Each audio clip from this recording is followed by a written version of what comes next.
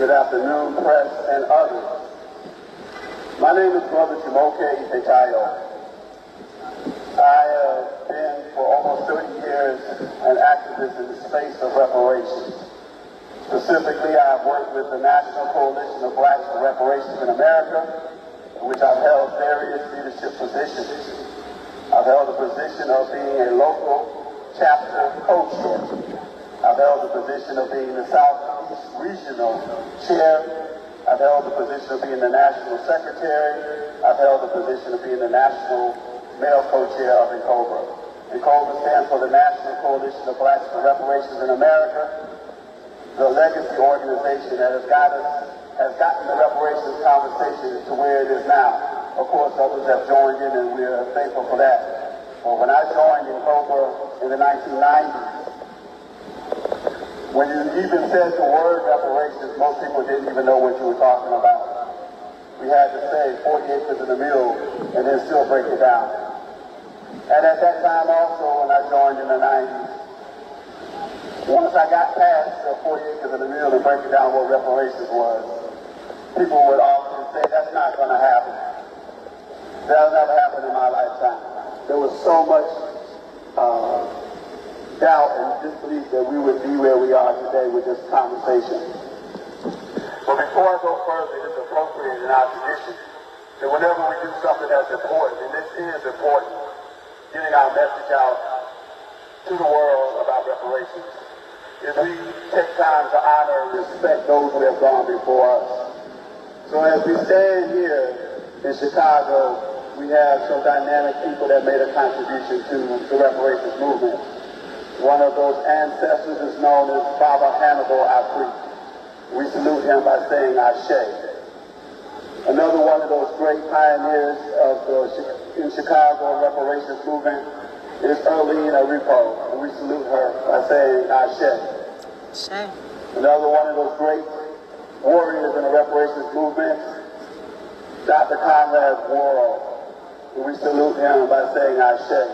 Ashe. We salute others that contributed to the reparations movement. People like Queen Mother Moore, Ashe. People like Callie House and Isaiah Dickinson, Ashe.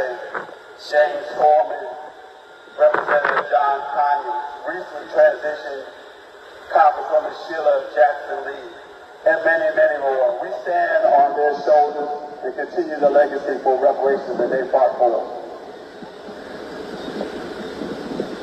So let's just break down reparations for a minute. Reparations basically means the restoring, the repairing of a group of people that have been violated based on their group identity, the violation of their human rights. And this reparations can come from government, corporations, institutions, and families. The next thing that's important to understand about reparations, particularly for people of African descent in the United States, when I joined NCOBRA, the elders told me there's 3 roads to reparations. 1, those who want to go back to Africa and repatriate. Those people may feel like that's the only way they're made whole. And but not only to go back to Africa, but to go back to Africa with resources. So we can build schools, hospitals, roads, manufacturing houses, whatever we need to sustain ourselves when we reintegrate ourselves back into the African continent. The second role of reparations is those who want to have a sovereign nation state carved out of the United States. That's right, a very bold idea, but not really that bold. We've seen nations change, we've seen borders change. We feel like our blood, sweat, and tears is in the earth of this country, particularly in the South, where I currently reside. Came all the way here from Florida to be with you today. And so, we believe that within the borders of the United States, this nation could be carved out. Third, those who want to continue inside the United States and work out their reparations. So there's 3 different roads, and those roads are different options. We feel like those options should have been given to us when slavery ended. Our ancestors were not asked, what do we want? So with the 13th Amendment that abolished slavery with the exception of a punishment for a crime, which is another story. Then the 14th Amendment came and imposed citizenship on us. Our ancestors were not asked if they want to go back to Africa.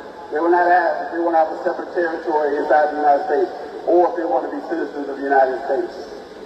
So we challenge this government and we challenge ourselves that we need to have something called a plebiscite, a national vote of people of African descent that will be monitored by the United Nations, so we can determine which way we want to go, which route we want to take. The next thing also to understand about reparations is the United Nations definition of reparations. This is the standard. This is the platform that we stand on in the reparations movement today. The United Nations has given us what's called 5 forms of full repair reparations. Those 5 forms is the foundation, as I said, for what reparations should look like for people of African descent and for reparations for any group of people. Those 5 forms are, number 1, cessation and non-repetition. Cessation and non-repetition, in our case, we assert that the crime against people of African descent in this country continues today. Whether we're talking about disparities in education, whether we're talking about the wealth gap, whether we're talking about structural racism, whether we're talking about police murdering our young men and women on the streets with no repercussions, our citizenship, our voting rights, all of those things still come into play.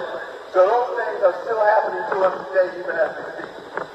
Many people confuse reparations thinking about slavery. It's not about slavery. Slavery is one part of it. But after slavery, there was Jim Crow, convict leasing. Young men were scooped off the street for spitting on the street, for talking too loud. All kinds of excuses. Sometimes they were scooped up for any reason and put in jail. And the same person, plantations they might have come from, would come and bail them out for a few dollars and then work them to death, literally work them to death. And that period happened for another 100 years after the enslavement period ended. And we still have racial discrimination now. Cessation and non-repetition. The second form in the United Nations definition is something called restitution. Restitution looks at the legal standing of a people. Again, it goes back to the conversation I just had about the 14th Amendment. It looks at our citizenship. It also looks at things like loss of language and culture. A lot of people focus on the reparations movement on money. One of my focuses is on healing ourselves and reconnecting ourselves to our culture, to our language, to our ways of doing things. For example, if we had a conflict in our community, we didn't go to a court system. We went to our elders, and our elders would resolve the conflict. And it wasn't about who was right or who was wrong. It wasn't about punishing somebody. That's the European construct. But we have ways of healing and restoring the harm when someone broke the trust or the harm in the community. There's many other things like that that we need to look at about recovery in our reparations efforts. Another form of reparations is rehabilitation. Rehabilitation looks at healing ourselves from the trauma that has happened to us. And we now have learned through science something called transgenerational epigenetics. That's two big words that basically mean that trauma is passed down into your genes. So some people say we don't have standing because we're so far removed from slavery. But that's not true. Because we still suffer today because of the trauma. If my great-great-grandfather witnessed the lynching and is traumatized by that, that goes into his genes. He passes it on to his son down to me. And that means I have been altered. I'm not even fully functioning because of the trauma. So we have a lot of healing work to do in our community. Rehabilitation. Compensation. Compensation, obviously, slavery was about money. Let's talk about it. The convict leasing I talked about was about money. I grew up in Atlanta, one of the major industries in Atlanta was something called the Chattanooga Brick Foundation. And they were the ones that practiced this convict leasing. It produced a lot of wealth. It produced so much wealth, he ended up starting 2 banks, not one, but 2 banks in Atlanta. And many other enterprises from his convict leasing enterprise. We know we live in a capitalist society, and so we know that money is the necessary tool for our healing and our repair, to do these things that I'm discussing as necessary. We know another good example of compensation is when even the United States government created policy to address people, they still discriminate against us. I'll give you 2 examples. One, the GI Bill. When our brothers came back from war, they were not able to qualify to receive that. The middle class was built, white middle class was built in America by the GI Bill. Then there was Social Security. Social Security was created, and when they created it, it said people who are domestic workers and farmers do not qualify. That was 70% of the black population at that time. So we were excluded. And economists have done the calculations to determine those financial amounts that were taken robbed from us. And the last form of reparations, according to the United Nations, is satisfaction. Satisfaction looks at restoring the dignity of a people. Right here in Chicago, that was founded by a Haitian or African man, Dusabo. He was run out of town and his resources taken from him. And one of the ways that this city has gone to give him some satisfaction is by renaming the street in his honor. But a lot more needs to be done. His story needs to be told. The true founder of Chicago. And that's just one example. We can talk about many, many examples about the contributions that people of African descent have made to this country. From technology to science to invention to education to so many different things. So satisfaction looks at museums and special days of commemoration and ways that we honor and people learn about the contributions that black people have made to this world. So now we have to come into, I guess we want to link this to the present, where we are today, and what's important about what's happening today. See, we know, when we've done the research, that the black vote has been critical for a Democratic Party to win. It was the black vote that put Kennedy into office. It was the black vote that put Clinton into office. It was the black vote that put President Obama into office, and there was a black vote that put Biden into office. We know this. We can show you the numbers to back this up. Or the young people say we got receipts. But what have black people gotten for doing that? Very little. So that's why we stand today.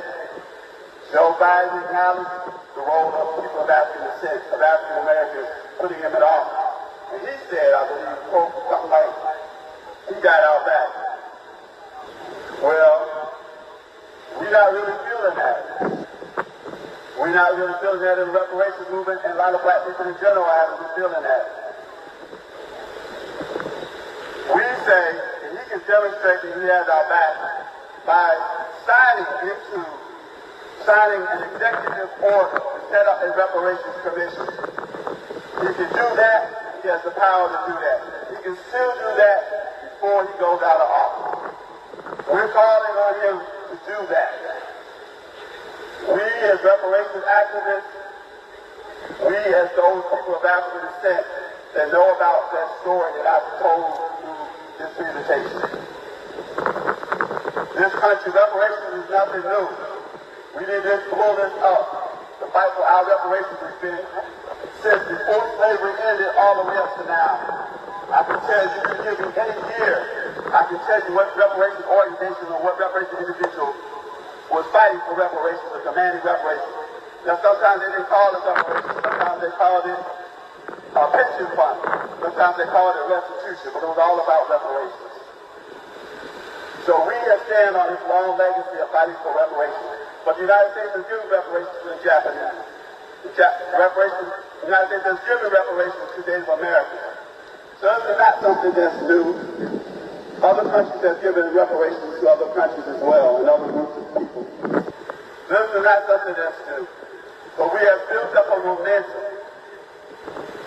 Vice President Kamala Harris, we and Cory Booker put forward a bill in the Senate, a bill that's a companion bill to H.R. 40 that was introduced by John Conyers since 1989 and then picked up by Congresswoman Sheila Jackson. Kamala Harris signed on that bill as a co-sponsor. And she said on the campaign trail in that time, 2019, that she was a supporter of reparations.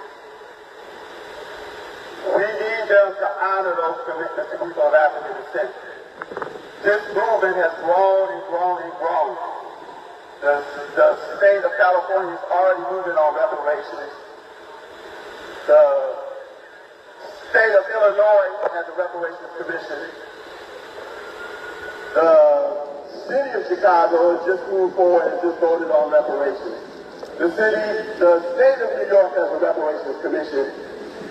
Your neighbor right up the way in Evanston, suburb of Chicago, is the first city to actually begin paying out reparations and has set apart throughout this country where over 70 cities are following the same way of setting up local reparations at the city level. Many other states that haven't these also have reparations bills pending.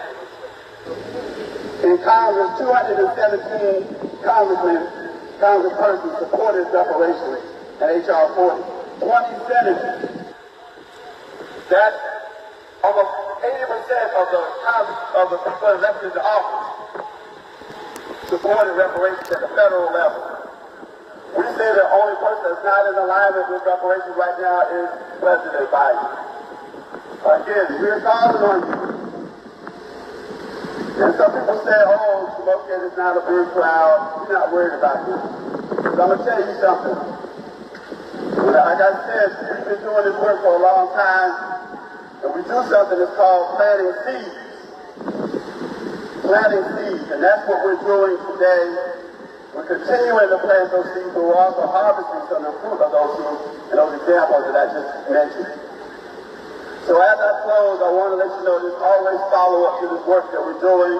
So I just want to invite you to the Reparations Strategy Session, which will be held on Wednesday, August the 21st, tomorrow from 2 to 5 p.m. at the DeSalvo Museum.